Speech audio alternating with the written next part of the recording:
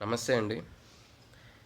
ఈరోజు ఆంధ్రప్రదేశ్లో యువకులందరూ కలిసి వైజాగ్ బీచ్ వైఎంసీఏ దగ్గర ప్రొటెస్ట్ కింద మనకి స్పెషల్ స్టేటస్ ఎందుకు ఇవ్వలేదో దాన్ని ప్రశ్నించడం కోసం మాత్రమే ప్రొటెస్ట్ కింద నాన్ వైలెన్స్ వేలో ఈరోజు కలవడానికి ప్లాన్ చేసుకున్నాం. సో వీళ్ళు ఏం చేశారు, గవర్నమెంట్ 144 సెక్షన్ 130 అని చెప్పి వైజాగ్లో ఎర్లీ మార్నింగ్ నుంచి 5:30కి మార్నింగ్ వాకింగ్ చేసే వాళ్ళని కూడా ఆపేసి మొత్తం ఆపేసి అరెస్టులు చేయడం స్టార్ట్ చేశారు. సో చాలామందిని చాలా ఏరియాలు అరెస్ట్ చేశారు, కొంతమందిని హౌస్ అరెస్ట్ చేస్తున్నారు. ఇది వైజాగ్లోనే కాదు, ఇది తిరుపతిలో జరుగుతుంది, నెల్లూరులో జరుగుతుంది, శ్రీకాకుళంలో జరుగుతుంది, విజయనగరంలో జరుగుతుంది, వెస్ట్ గోదావరిలో జరుగుతుంది. ప్రతి దగ్గర ఎవరైతే పాల్గొనడానికి ట్రై చేస్తున్నారో వాళ్ళని హౌస్ అరెస్ట్ చేయడానికి ప్రయత్నిస్తున్నారు. సరే, రేపు 27న సిఐఏ సమ్మిట్ ఉందని చెప్పారు. సరే, సిఐఏ సమ్మిట్ ఉంది, సిఐఏ సమ్మిట్ ఉన్నప్పుడు ఎందుకు పెట్టుకుంటున్నారు, ఇంకో డేట్ మార్చుకోండి అని చెప్పి చెప్తున్నారు ఇప్పుడు. సరే, సిఐఏ సమ్మిట్ ఉంది అనుకుందాం, అది ఎక్కడ ఉంది, వైజాగ్లో ఉంది. సరే, నువ్వు ఆపేసావు వైజాగ్లో ఈరోజు 144 సెక్షన్ పెట్టి జనాలందరినీ ఆపేసావు. మరి నువ్వు తిరుపతిలో ఎందుకు అరెస్ట్ చేస్తున్నావు, నెల్లూరులో ఎందుకు అరెస్ట్ చేస్తున్నావు, శ్రీకాకుళం ఎందుకు అరెస్ట్ చేస్తున్నావు? ఎక్కడంటే నాన్ వైలెన్స్ వేలో ప్రొటెస్ట్ చేయకూడదని చెప్పి ఎక్కడుంది? సెక్షన్ 144 అంటే ఏంటి? ఎవరి దగ్గరైనా ఆయుధాలు పట్టుకొని రాళ్ళు పట్టుకొని ఒకరి మీద రాళ్ళు వేసి ఏమన్నా అహింస కాకుండా హింస చేయడానికి ప్రయత్నిస్తున్నప్పుడు ప్రభుత్వ వాహనాలు కానీ సంబంధించిన ప్రాపర్టీలు కానీ ఏమైనా చేయడానికి ప్రయత్నిస్తున్నప్పుడు మాత్రమే 144 సెక్షన్ అనేది అమలు చేస్తారు. అలా కాకుండా పక్కా ప్లాన్డ్గా ముందు రోజు నుంచి ఆపేసి ఇంతమంది యువతని, సో అంటే వాళ్ళ అనుకున్న మాట వాళ్ళు ఏదైతే అనుకుంటున్నారో వాళ్ళు షేర్ చేసుకోవడానికి కూడా అవకాశం ఇవ్వకుండా చేస్తున్నారంటే, సో దీన్ని ఏ విధంగా చూడొచ్చు? అంటే భయపడుతున్నారా మీరు? ఇప్పుడు మీ ఎంపీలు సుజనా చౌదరి గారు టీవీ ముందుకు వచ్చి అది జల్లికట్టుని ఇన్స్పిరేషన్గా తీసుకుంటే కోళ్ళు పందాలో పందుల పందాలో చేసుకుంటే మీకెందుకు ప్రత్యేక హోదా కంటే మంచి వచ్చాయి, కావాలంటే నా ముందు కూర్చోండి, ప్రొటెస్ట్ చేయండి, నా ముందు కావాలంటే నేను సమాధానం చెప్తాను అంటున్నారు. ముందు మీరు సోలోగా మీరు డబ్బాలు కొట్టడం కాకుండా మీరు సోలోగా సమాధానం చెప్పడం చేత. కానీ మీ ఎంపీలు మొన్నటి వరకు ఏం చేశారు? కాన్స్టిట్యూషన్లో ఉన్నప్పుడు, మనం పార్లమెంట్లో ఉన్నప్పుడు ఏం చేశారండి? పార్లమెంట్లో ఉన్నప్పుడు చేయడం చేత కదా. అక్కడేమో సొల్లు కబుర్లు చెప్పి ఇక్కడికి వచ్చి టీవీల ముందు ఈరోజు జబ్బలు కొట్టి ఏదో జబ్బలు జరుస్తా అధికారంలోకి వచ్చిన తర్వాత మీ ఇష్టం వచ్చినట్టు ప్రవర్తిస్తారా అండి? ఇది ఎంతవరకు యాక్సెప్ట్ చేస్తారు? అంటే ఇక్కడతో స్టూడెంట్స్ ఆగిపోతారు అనుకుంటే స్టూడెంట్స్ భయపడతారు అనుకుంటున్నారు. స్టూడెంట్స్ మీద ఏదో కేసులు పెడతాం, పీడీ కేసులు పెడతామని బెదిరిస్తున్నారు. ఎక్కడుందని? ఎవరికి హక్కు లేదు. ఇలా ప్రొటెస్ట్ చేయకూడదని చెప్పి ఎక్కడుంది? ప్రొటెస్ట్ చేయకూడదు, ఏం చేయం, కూర్చుంటాం. మీరేం చేస్తారు? 2016లో సిఐఏ సబ్మిట్ చేసిన తర్వాత ఎన్నో వేల కోట్లు ఇన్వెస్ట్మెంట్ వచ్చాయన్నారు. ఇన్ని వేల కోట్లు ఇన్ని కంపెనీస్ వచ్చేసాయి, ఏదో జరిగిపోయింది అన్నారు. ఏం జరిగిన తర్వాత ఎక్కడెక్కడ ఇన్వెస్ట్మెంట్లు జరిగాయి ఏమన్నా తెలుసా? మీరు రైతులకి రుణమాఫీ చేస్తానన్నారు, జరిగిందా? కంప్లీట్గా జరిగిందా? సో దీనికంతా డబ్బు ఎక్కడి నుంచి వస్తుంది? మీకు డబ్బు లేదు, చేయాలి. మేము చంద్రబాబు నాయుడు గారికి వ్యతిరేకంగా ఎవరు మాట్లాడలేదు, ఎందుకంటే నేను చంద్రబాబు నాయుడు గారికే ఓటేసాను. చంద్రబాబు నాయుడు గారికి వ్యతిరేకంగా ఇక్కడ ఎవరు మాట్లాడలేదు. కానీ ఇక్కడ ఏం చేస్తున్నారు? ఒక మనిషి, ఒక సామాన్య మానవుడి హక్కు, ఇండియాలో ఎవరైతే బతుకుతున్నారో కాన్స్టిట్యూషన్ ఆఫ్ ఇండియా బేస్ చేసుకొని వాళ్ళకి హక్కు లేదా? వాళ్ళకి మాట్లాడుకునే హక్కు లేదా? మాట్లాడుకునే స్వేచ్ఛ లేదా? ఇక్కడ ఎవరు రాళ్ళు పట్టుకొని కానీ రావట్లేదు, అక్కడ కర్రలు పట్టుకొని రావట్లేదు. అలాంటప్పుడు మీరు లాఠీ ఛార్జీలు ఎలా చేస్తారండి స్టూడెంట్స్ మీద? ఎలా చేస్తారు లాఠీ ఛార్జీలు స్టూడెంట్స్ మీద? అంటే ఏంటి మీ ఉద్దేశం? అంటే దీన్ని బట్టి ఏం చెప్పాలనుకుంటున్నారు? స్పెషల్ స్టేటస్ అవసరం లేదు, స్పెషల్ ప్యాకేజ్ చాలు.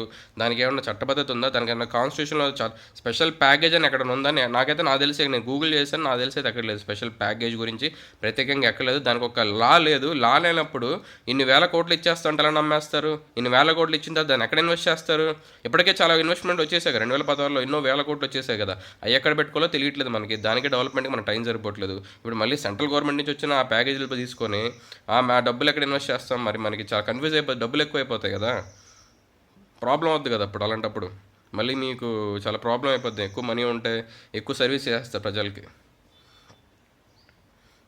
దీన్ని రాజకీయం చేయడానికి ప్రయత్నిస్తున్నారు. కేవలం ఒక జనసేన పార్టీ, పవన్ కళ్యాణ్ వీళ్ళు వచ్చి సపోర్ట్ చేసినంత మాత్రాన్ని ఇక్కడ ఎవరు స్టూడెంట్స్ వచ్చి పాల్గొనట్లేదు. వాళ్ళకి స్వచ్ఛందంగా అనిపించింది. అంటే మాకు చాలా రోజుల నుంచి మనసులో ఉంది. నేను ఇప్పుడు హైదరాబాద్లో ఉద్యోగం చేస్తున్నాను. నేను మొన్నటి వరకు ప్రజెంట్ కూడా ఇక్కడే ఉద్యోగం చేస్తున్నాను. మనకి ఒకనొక టైంలో మనం చెన్నై బేస్ మీద మనం ఉన్నాం, మద్రాస్ స్టేట్లో ఉన్నాం. అప్పుడు చెన్నైలో వెళ్ళి బతికాం. తర్వాత డివిజన్ అన్నారు, హైదరాబాద్కి వెళ్ళాం.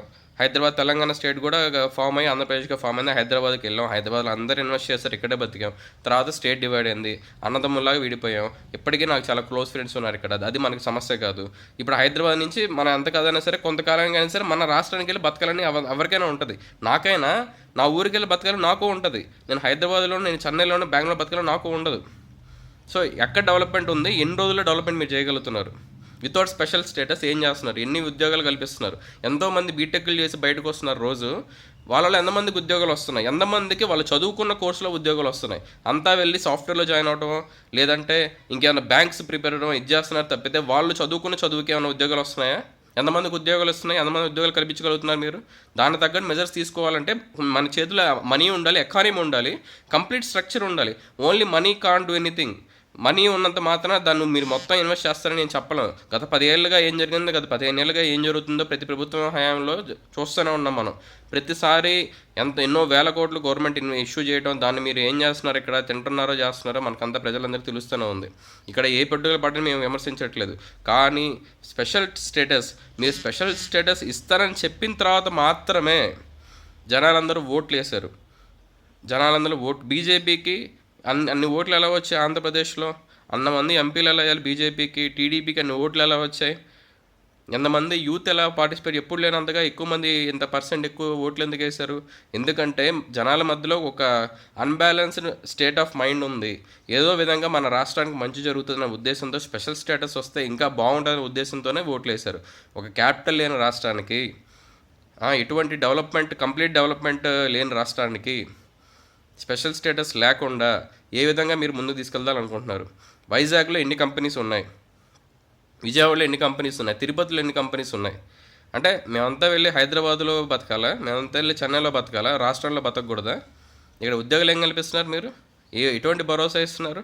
వీటన్నిటికీ సమాధానం పడి చెప్పడం చేత కాదు. కానీ ఇలా అందరినీ జనాలందరినీ ఆపేసి వాళ్ళ మీద కేసులు వేసి 144 సెక్షన్లు పెట్టి ఎక్కడ పడితే అక్కడ స్టేట్లో లీగల్ కాకపోయినా సరే మీ ఇష్టం వచ్చినట్టు మీరు ఇది చేస్తూ ఉంటే, అంటే జనాలు, అంటే స్టూడెంట్స్ ఏమన్నా మర్చిపోతారు అనుకుంటున్నారా? ఇప్పుడు మర్చిపోతారా? రేపు 2019లో మళ్ళీ ఓట్లు అడుక్కునేటప్పుడు వస్తారు కదా, ఓట్లు కావాలని వస్తారు కదా, అప్పుడు మాత్రం అంటే అప్పుడు అన్నీ వచ్చేస్తాయి. ఈ లోపల లిస్ట్ ప్రిపేర్ చేసుకుంటారు. మీ దగ్గర ఒక పిఏ ఉంటారు, లిస్ట్ ప్రిపేర్ చేస్తారు. సార్ ఇది ఈ సంవత్సరంలో ఇక్కడ ఒక ఫౌండేషన్ స్టోన్ వేసాను సార్, అది పూర్తి చేద్దాం, నెక్స్ట్ సార్ పూర్తి చేద్దాంలేండి. ఈ లోపల జనాలకి చెప్తే, ఈ సొల్లు చెప్తే చాలు, 3 months 4 months కష్టపడ్డాం, ఇక్కడ ఇన్వెస్ట్మెంట్ వచ్చేసింది, అది ఇంకా డెవలప్మెంట్ అయిపోద్ది, ఈ సొల్లు చెప్తే సరిపోద్ది అని చెప్పి మీరు అనుకుంటున్నట్టున్నారు. అలా జరగదండి. ఇది ఇప్పుడు ఈ ఉద్ధృతం అనేది చాలా తీవ్రంగా జరిగింది. ఇప్పుడు జల్లికట్టుని ఇన్స్పిరేషన్గా తీసుకుని ఆంధ్ర యువత ఇలా ముందుకు కదిలారు. ఒక ఆట కోసం వాళ్ళంత పోరాడినప్పుడు మనంత పోరాడాలి అనే భావన అందరిలో ఉంది. సో ఈ భావన అలానే ఉంచనివ్వండి. ఒక యూనిటీగా ఫామ్ అయ్యేప్పుడు యూత్ అంతా, ఇప్పుడు కులాలకి, క్యాస్ట్ ఫీలింగ్లకి, లేకపోతే ఫ్యాన్ వార్స్కి సంబంధం లేకుండా అందరూ కలిసి ఏకమై ఇది ముందు నడుపుతున్నారు. సో దీన్ని ఇలానే ఉండనివ్వండి.